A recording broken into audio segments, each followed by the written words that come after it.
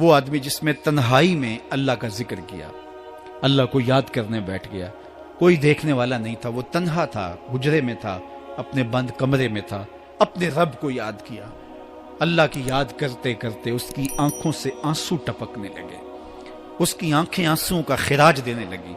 تو میرے اور آپ کے آقا و مولا نے فرمایا کہ یہ آنسو اتنے قیمتی ہیں، ان آنسوؤں کے بدلے میں قیامت کے دن اسے عرش الہی کا سایہ نصیب ہوگا، عرش الہی کا سایہ اسے نصیب ہوگا ان آنسوؤں کے بدلے میں۔ رومی علیہ رحمہ فرماتے ہیں جہاں پانی گرتا ہے وہاں سبزہ اگتا ہے، جہاں آنسو گرتے ہیں وہاں رحمت اترتی ہے۔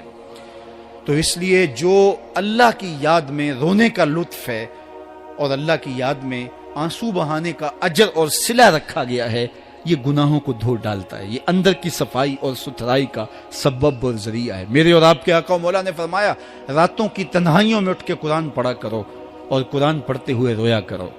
پھر فرمایا فَإِلَّمْ تَبْكُوا فَتَبَاكُوا، اگر رونا نہ آئے تو رونے کی کوشش کیا کرو۔ حضرت داتا گنج بخش علی حجویری سے ایک مرید نے کہا حضرت اگر رونے کی کوشش کریں پھر بھی رونا نہ آئے، فرمایا پھر اپنے مقدر پہ رویا کرو۔ تم اتنے سنگ دل ہو گئے ہو کہ تمہاری آنکھیں آنسوں کا خراج نہیں دیتی۔ جو رونا نہیں جانتا وہ اللہ کی رحمتوں کو اور اللہ کی کرم نوازیوں کو کیسے سمیٹ پائے گا؟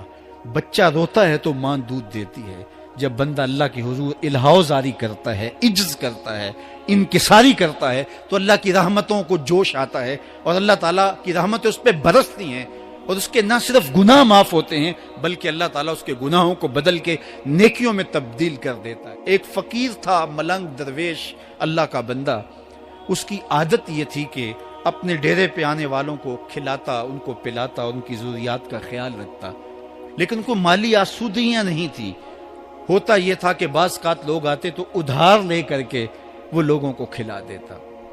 خیر چونکہ فقیر کا مزاج یہ ہوتا ہے کہ لوگ آئیں اس کے ڈیرے سے کھائیں، بابا بلے شاہ نے بھی کہا تھا نا اٹ کھڑک کے دکڑ بجے تتا ہووے چلا، آن فقیر کھا کھا جاون راضی ہووے بلا۔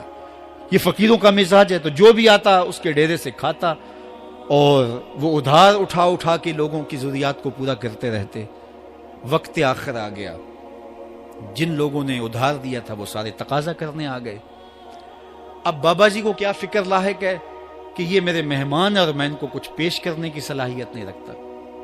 ایک بچہ تھا، وہ کچھ سامان بیچ رہا تھا، پتیسا بیچ رہا تھا یا کوئی اور چیز بیچ رہا تھا۔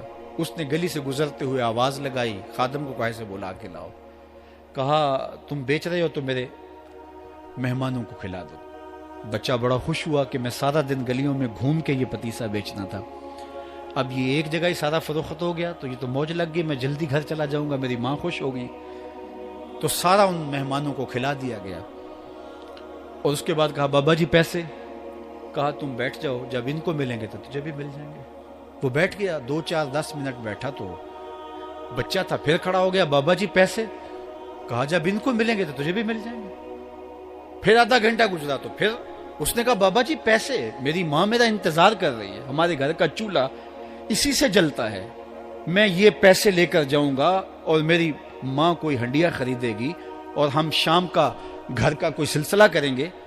کہا بیٹا جب ان کو ملے گا تو تجھے بھی مل جائے گا۔ بچے نے رونا شروع کر دیا، یتیم بچہ تھا، اس کا سارا آسرا یہی تھا، اس نے رونا شروع کر دیا۔ جب بچہ رویا اللہ کی رحمت کو جوش آیا، کوئی مرید نذرانہ لے کے ان بزرگوں کے پاس آ گیا اور اشرفیوں کی بھری ہوئی تھیلی پیش کی۔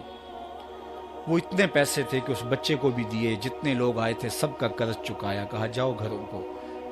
تو سب نے کہا بابا جی ہم صبح سے بیٹھے ہوئے تھے تو یہ نذرانہ دینے والا صبح سے نہیں آیا تو اب کیسے آ گیا؟ کہا صبح سے تمہارے اندر کوئی رونے والا نہیں تھا، ایک رونے والا آیا تو باقیوں کا بھی کام بن گیا۔ بعض اوقات کسی ایک شخص کی وجہ سے باقیوں کی خطائیں بھی معاف ہوتی ہیں۔ آج ہم اجتماعی طور پہ تا حد نظر اندر باہر اوپر نیچے اتنے لوگوں کے ہجوم میں اللہ کی بارگاہ سے یہ توقع رکھتے ہیں کہ مالک کتنے ہجوم میں کوئی ایک تو ہوگا جو تیرا لاڈلا ہوگا، کوئی ایک تو ہوگا جو تیرا بہت قریبی ہوگا، کوئی ایک تو ہوگا جس پہ تیری رحمتیں برسیں گی۔ تو مالک اس کے صدقے سے ہماری خطائیں بھی معاف کر دے، ہمارے گناہ بھی معاف کر دے۔ کوئی ایک رونے والی آنکھ مل گئی تو باقیوں کا بھی کام بن جائے گا۔ اٹھ فریدا ستیا تے میلہ ویکھن جا، وت کوئی بخشیا مل جاوے تے تو ہی بخشیا جا۔ میرے مالک ہم سب کی خطائیں معاف کر دے، ہم سب سے درگزر فرما، اور ہم سب کے باطن کو ستھرائیاں دے دے، ہمارے اندر کو پاکیزگیاں دے دے۔ بہت وقت میں نے اور آپ نے صاحب گزار لیا، تیزی کے ساتھ زندگی بیت رہی ہے۔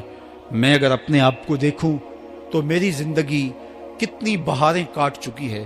اگر آپ اپنے آپ کو دیکھیں، کوئی 60 سال، کوئی 20 سال، کوئی 25 سال، زندگی تیزی کے ساتھ گزر رہی ہے۔ بندہ جب سوچتا ہے کہ میں 40 سال کا ہو گیا ہوں تو آگے میری زندگی کے اگر 30 سال بھی ہیں تو 30 سال تو کافی ہیں، لیکن وہ پیچھے اگر پلٹ کے دیکھے تو 40 سال یوں گزر گئے جس طرح چٹکی بجائی جاتی ہے۔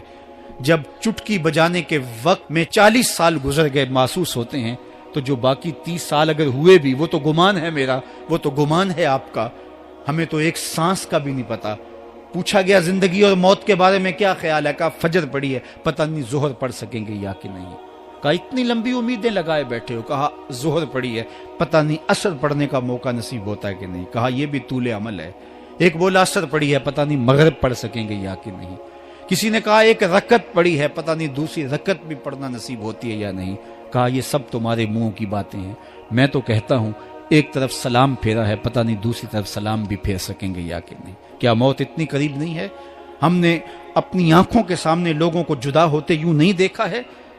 ہم کہتے ہیں اس کی خبر سنا رہے ہو موت کی، یہ تو میں نے ابھی سبزی والی دکان پہ دیکھا تھا۔ لیکن جب موت آتی ہے تو ایک لمحے کا تقدم اور تاخر نہیں ہوتا۔ تو صاحب آئیے اپنی زندگی کو اللہ اور اس کے رسول کی راہوں پہ ڈالیں۔ آج وقت ہے، آج موقع ہے، آج توبہ کا دروازہ کھلا ہے، کل سب کچھ نہیں ہوگا۔ آج اس کی رحمتیں آواز دے رہی ہیں۔ آج وقت ہے، وقت پر کافی ہے ایک قطرہ بھی آب خوش ہنگام کا، جل گیا جب کھیت برسا می تو پھر کس کام کا۔ اب آئیے سنیے، اس کائنات کے اندر ہمیں وہ خواتین ملیں گی جو پردے کے پیچھے تھی، لیکن پردے کے سامنے ماں نہیں آئی، عبد القادر جیلانی آئے۔ ماں پردے کے پیچھے تھی، پردے کے سامنے فرید الدین گنج شکر آئے۔ ماں پردے کے پیچھے تھی، مہر و ماں نے بھی آنچل نہیں دیکھا، لیکن پردے کے سامنے کربلا میں حسین ابن علی آئے۔ تو یہ پردے کے سامنے آئے، وہ پردے کے پیچھے تھی۔ تو جب مائیں پردے کے پیچھے ہوں تو پھر بیٹے جو ہیں وہ پردے کے سامنے آ کے وہ نقش ثبت کرتے ہیں کہ جو لوگوں کے زندگی کے نقوش کو جو ہے وہ اجال دیتے ہیں اور تقدیر بدل دیتے ہیں۔ تو اس لیے ماؤں کی ذمہ داریاں گھر سنبھالنا ہے۔ جب مائیں گھر سنبھال لیتی ہیں تو بیٹے بحر و بر سنبھال لیتے ہیں۔